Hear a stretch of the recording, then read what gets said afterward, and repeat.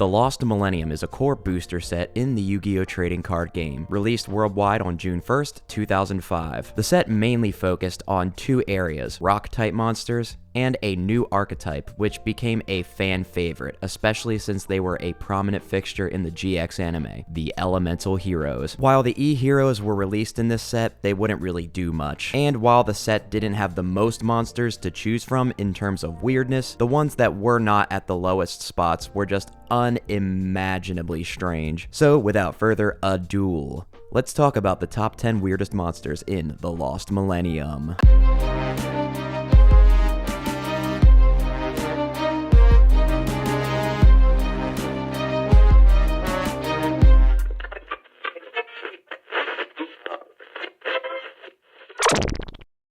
Up first on our list at number 10 is Elemental Mistress Doriado. Elemental Mistress Doriado is a light, level 3 spellcaster ritual effect monster with 1200 attack and 1400 defense with the following effect. This card can only be ritual summoned with the ritual spell card Doriado's Blessing. The attribute of this card is also treated as wind, water, fire, and earth while it is face up on the field. You may ask, why is such a normal looking card like this one on a list of weirdest monsters in a set? Well, to be honest, there weren't a ton of super weird monsters, so I had to make some concessions here. While she may not look strange, the ability to be multiple attributes just by default is pretty unique. Nothing else really stands out weirdness wise, so that's why Doriado just barely makes the list at the lowest spot. And up next at number 9 is Ultimate Insect level 7. Ultimate Insect level 7 is a wind level 7 insect effect monster with 2600 attack and 1200 defense with an effect that reads, if this card was special summoned by the effect of Ultimate Insect level 5, while it remains face up on the field, all of your opponent's monsters lose 700 attack and defense. As far as the Ultimate Insect level monsters go, this one, which is the strongest, is actually, in my opinion, the most normal looking. It seems to have the right amount of legs for an insect, and it kind of just looks like a really scary and gigantic flying bug, whereas the others were something straight out of Elden Ring. It still is, however, pretty freaky looking, all things considered, so it does make the list still. Its effect, since it's the last evolution of the Ultimate Insect monsters, is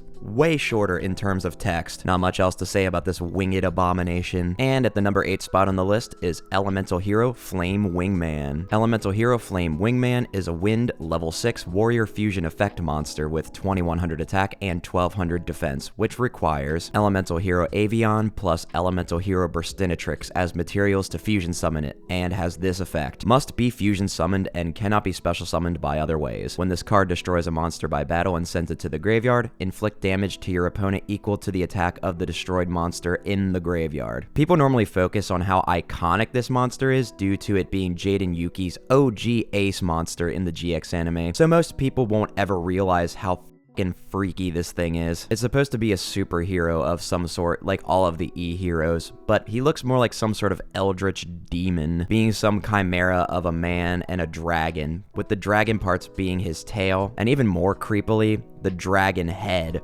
where an arm and hand should normally be. Not to mention all of the other little details like the one wing instead of two, and all of the wispiness of a half-wind, half-fire creature. Other than the artwork, he's not that strange, so I gave him a lower spot on the list. And at lucky number 7 is Medusa Worm. Medusa Worm is an Earth level 2 rock effect monster with 500 attack and 600 defense with an effect that says, once per turn, you can flip this card into face down defense position. When this card is flip summoned, destroy one monster on your opponent's side of the field. I just now noticed that there's a little guy in the corner here. I believe that's a member of the ever so bullied Goblin attack force, and this card is no exception, him being literally Medusa'd by this freaky worm. He's stoned. Fit only really in a Pac-Man strategy, not being a true flip monster. Medusa Worm needs to be flip summoned to activate its not too bad effect. But beside that, the artwork is just plain terrifying. I know it's a fantasy slash sci-fi cliche to have some giant worm buried in the desert sands waiting to attack unwary travelers, but this spiky monster has the added danger of turning everyone into goddamned stone. Maybe this thing could be some sort of ED medication. I can imagine the strangely upbeat commercials. Get Medusalod today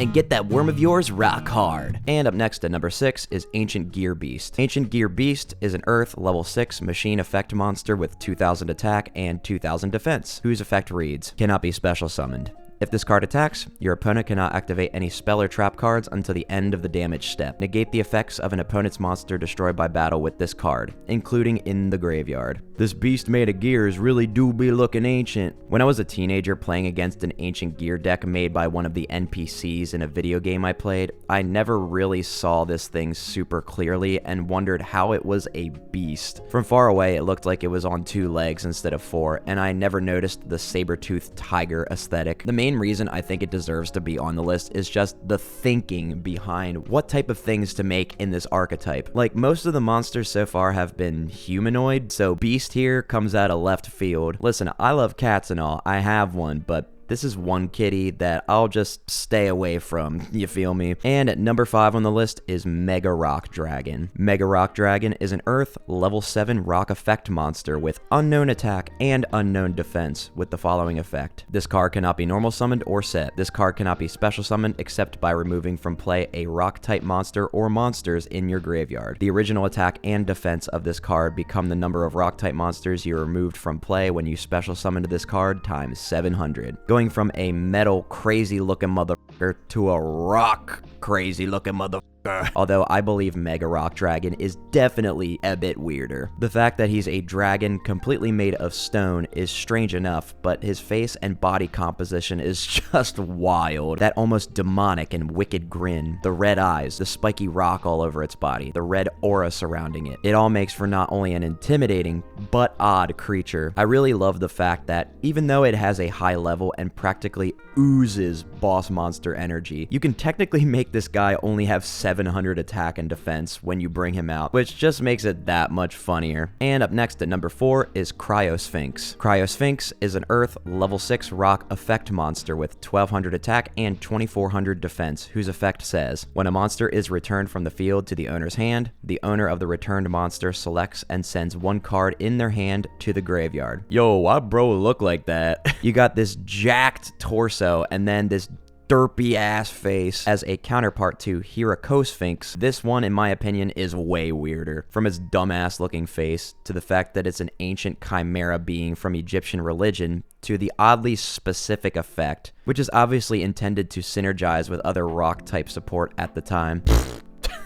I'm sorry guys, I just can't get over the in contrast between his body and face. And up next at number 3 is Grave Ohja. Grave Ohja is an Earth level 4 rock effect monster with 1600 attack and 1500 defense with an effect that reads, while there is a face down defense position monster or monsters on your side of the field, no player can select this card as an attack target. Each time a monster on your side of the field is flip summoned, inflict 300 damage to your opponent. Yo, can someone tell me what the this thing actually is? Because I really don't know. I guess he's Egyptian themed due to the fit, but like, what is he based on? Maybe he's not really based on anything and is just a freak of nature that they brewed up in the Yu-Gi-Oh laboratories. I get that it's more rock support, sorta, but he doesn't necessarily look fully like a rock type monster to me. I could see him being a fiend, that's for damn sure. He's goddamn demonic enough. His head is just a big spike with a terrifying mouth. His body is just scarily jacked with veins popping out everywhere,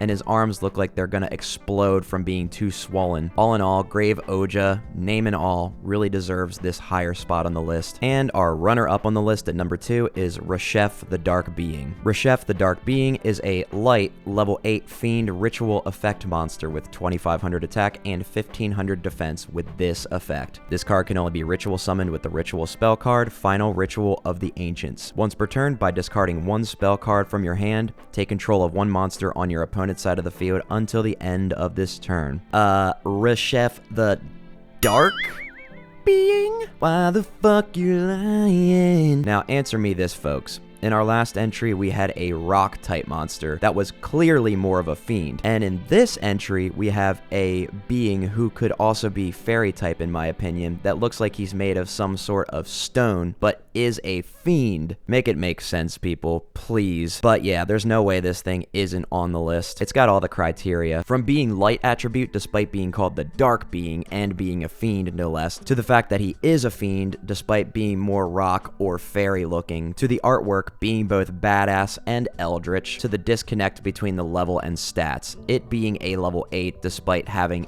at worst level 6 stats and at best level 7. Its effect, while pretty good in a vacuum, isn't ever going to be feasible to pull off since it's hard to get out and you have to discard specifically a spell card as the cost. I can tell you one thing though, this guy's got some balls. And the winner of the weirdest monster in the Lost Millennium goes to Millennium Scorpion. Millennium Scorpion is an Earth level 5 insect effect monster with 200 attack and 1800 defense, whose effect says, each time this card destroys one monster on your opponent's side of the field by battle and sends it to the graveyard, this card gains 500 attack. Dude, I feel bad for the motherfuckers down there. They ain't getting away from this thing alive. This mini mystical beast of circuit is so damn strange. Like, for one, it's just some sort of ancient demonic creature with up anatomy, so it already is going to be a weird one. The first thing I noticed with this card is that where pinchers usually are on a scorpion are 8 more stingers. The thing also has the Millennium Eye symbol just as part of its body, not as an accessory or anything, so that's weird. One thing that is both disturbing and kind of funny is the mouth. The disturbing part about the mouth is the uncanniness of it, looking a little too human to be on an insect or